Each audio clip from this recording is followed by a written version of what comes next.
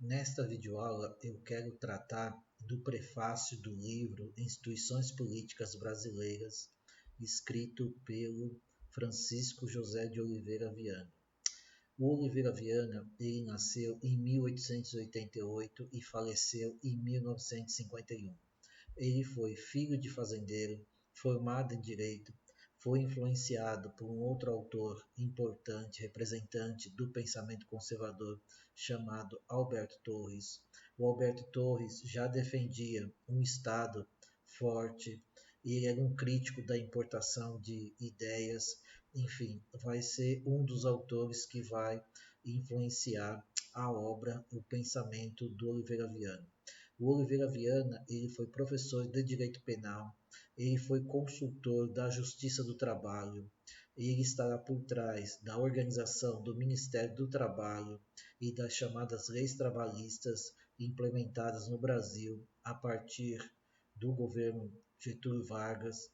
Interessante que ele vai recusar a indicação do próprio Vargas para se tornar ministro do Supremo Tribunal Federal. Ele, Oliveira Viana, será membro da Academia Brasileira de Letras, membro do Instituto Histórico e Geográfico Brasileiro. Além disso, ele terá uma grande galeria de obras publicadas. Aqui eu estou elencando apenas algumas obras do Oliveira Viana. Talvez a obra mais famosa seja Populações Meridionais do Brasil, de 1920. Entre as obras do Oliveira Viana também está O Ocaso do Império, de 25, O Idealismo da Constituição, de 27, Problemas de Política Objetiva, de 30, Problemas de Direito Corporativo, de 38, entre várias outras obras. Instituições Políticas Brasileiras é a última obra publicada pelo Oliveira Viana e data de 1949. Entrando então no prefácio de Instituições Políticas Brasileiras, o Oliveira Viana ele começa por fazer uma distinção entre direito-lei e direito-costume. Sobre o direito-lei, ele vai dizer: os nossos juristas só reconhecem direito quando na sua transubstanciação na lei, isto é, na norma promulgada pelo Estado.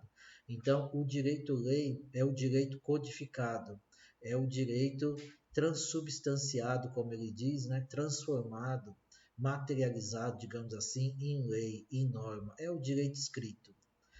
Por outro lado, existe também o direito-costume. A respeito disso, Oliveira Viana vai dizer: o direito que surge desta atividade espontânea da sociedade é o direito-costume, o direito do povo massa, que as elites, em regra, desconhecem ou mesmo desdenham conhecer, embora às vezes sejam obrigadas a reconhecê-lo e legalizá-lo.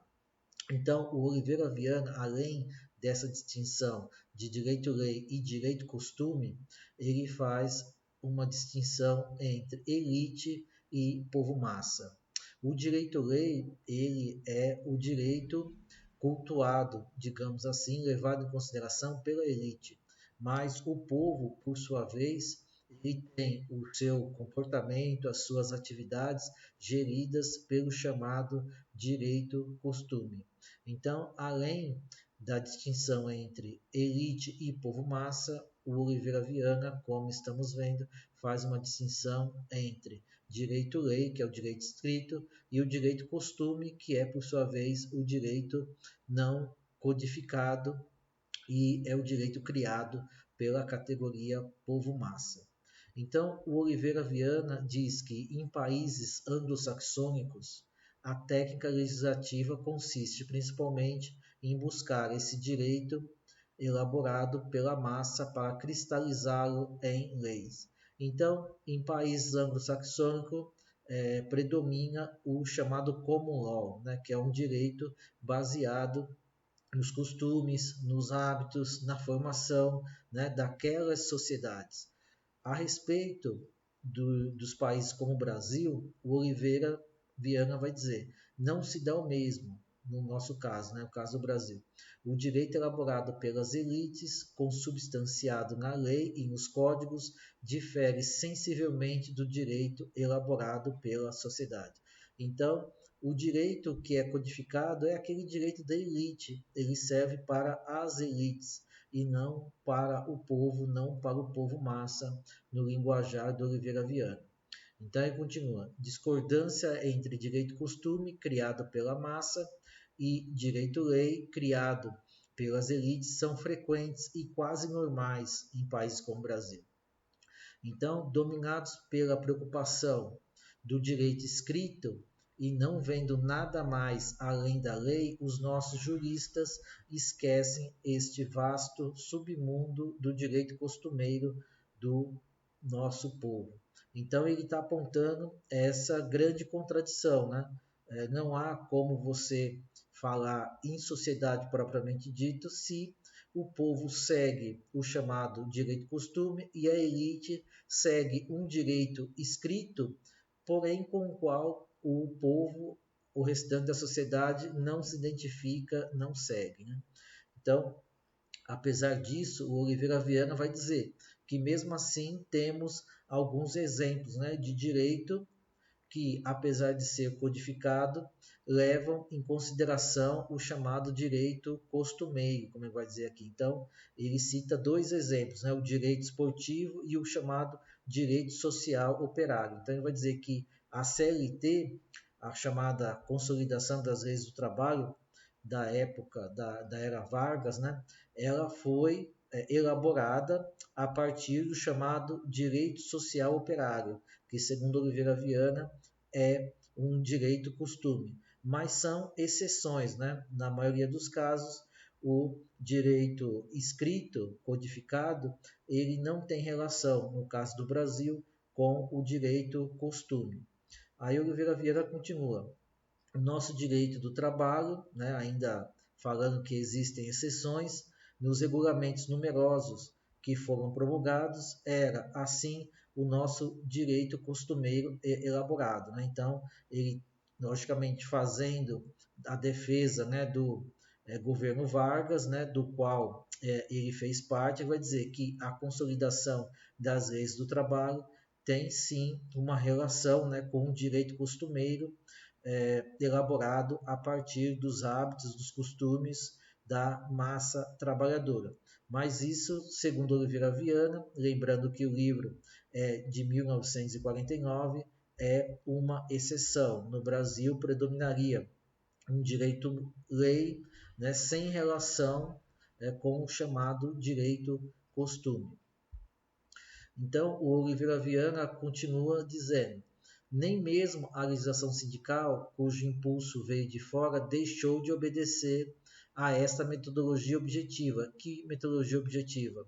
A que ele está defendendo, né, de um direito-lei baseado no direito-costume. Então, aqui é mais um exemplo, né? Apesar de dizerem, né, que a CLT ela tem mais relação com a chamada Carta del Lavoro, né, do fascismo italiano, aqui o Oliveira Viana, né, repito, está escrevendo em 1949, né, já passou a Era Vargas, mas ele está resgatando a Era Vargas, dizendo que a Era Vargas sim produziu um direito em especial, um direito trabalhista, e Oliveira Viana está defendendo isso porque, obviamente, ele esteve por trás, né, da organização do Ministério do Trabalho, né? Por exemplo, ele foi também um professor de Direito do Trabalho, escreveu vários livros, né, nessa área. Então, aqui ele está dizendo que a legislação sindical brasileira foi sim, né, tanto a sindical quanto a trabalhista, elas foram sim exemplos, né, de direito-lei, mas baseado no direito-costume. Mas, como já foi dito, não é a regra no caso brasileiro. O direito, normalmente, ele é descolado, né, dos costumes, dos hábitos, da formação da sociedade brasileira, o que para Oliveira Viana é um grande problema.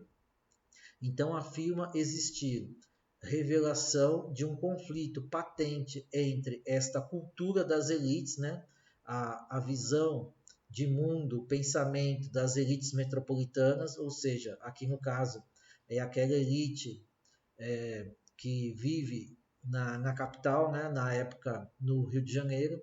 Então, o conflito entre essa elite metropolitana, essas elites metropolitanas, e a cultura política da nossa enorme massa rural, que é quase toda a nação. Então, ele está escreveu esse livro em 49. O Brasil já vinha passando, né, por um processo de urbanização, mas a maior parte da população ainda vivia no campo, né, ainda era uma massa rural, que, segundo Oliveira Viana, não seguia o direito escrito, o direito codificado, o direito-lei. Ela tinha toda uma cultura política, seguia todo um direito costumeiro, né? Na linguagem do Oliveira Viana. Então, o Oliveira Viana, nesse livro, e bem claramente no prefácio, ele aponta 3 temas.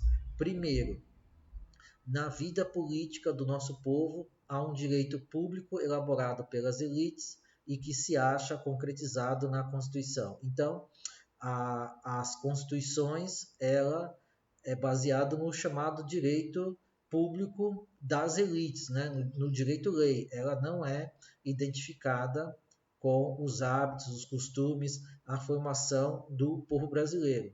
Daí, num outro livro, até mencionei no início dessa videoaula, um livro dele chamado O Idealismo da Constituição. Então, o que é esse idealismo da Constituição?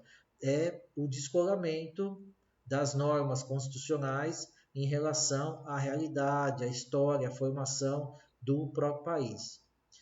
2, ele vai dizer, esse direito público elaborado pelas elites está em divergência com o direito público elaborado pelo povo massa. E no conflito aberto, por essa divergência, é o direito do povo massa que tem prevalecido praticamente. Então, ele está mencionando aqui esse conflito já colocado, né, do direito-lei em relação ao direito-costume, mas ele está dizendo, no frigir dos ovos, o que predomina é o direito-costume, é o direito elaborado pelo povo massa. Então, ele vai investigar e, na visão dele, demonstrar esse aspecto. Toda a dramaticidade da nossa história política está no esforço improfícuo, ou seja, sem resultado, né, das elites para obrigar o povo massa a praticar esse direito por elas elaborado, mas que o povo massa desconhece e aqui se recusa a obedecer. Ou seja, a elite tenta impor o direito-lei ao povo massa, mas ele simplesmente não segue, não conhece, e se conhece alguma coisa, não termina não seguindo, não aceitando. Então, o objetivo do livro é estudar nosso direito público e constitucional exclusivamente à luz dos modernos critérios da ciência jurídica e da ciência política.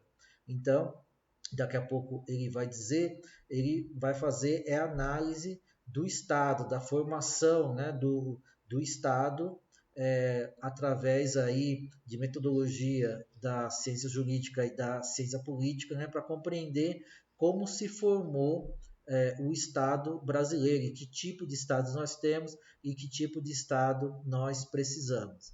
Então ele continua dizendo, ó, problemas de reformas de regime converte-se em problemas de mudança de comportamento coletivo, imposto ao povo massa. Portanto, em problemas de cultura e de culturologia aplicada. Então, ele faz uma distinção do termo cultura, né, que no caso aqui viria, né, do alemão Kultur ou do inglês culture, que é diferente da chamada cultura intelectual, né? Então, a cultura aqui é no sentido dos hábitos, do processo histórico, da formação, né, do país. Então, ele vai fazer o que ele está chamando de culturologia do Estado, né? Então, ele aqui é só o prefácio, mas ele vai resgatar todo o processo de formação, tanto da sociedade quanto do Estado brasileiro, né? Para mostrar como há essa distinção do direito costume e do direito codificado, como que isso é um problema para mais adiante dizer, né, que tipo de Estado que o Brasil precisa. Aí é a ótica, né, do pensador conservador e mais ainda é a ótica do pensador autoritário, né? Enfim, ele vai defender o chamado Estado varguista, o Estado autoritário, mesmo porque ele esteve ligado a esse tipo de Estado. Então, em breve, a gente vai ter oportunidade em outra aula de falar mais, de compreender o pensamento do Oliveira Viana. Por hora, eu vou ficar por aqui porque a intenção era apenas a de apresentar alguns aspectos do prefácio do livro. Muito obrigado e até uma próxima oportunidade.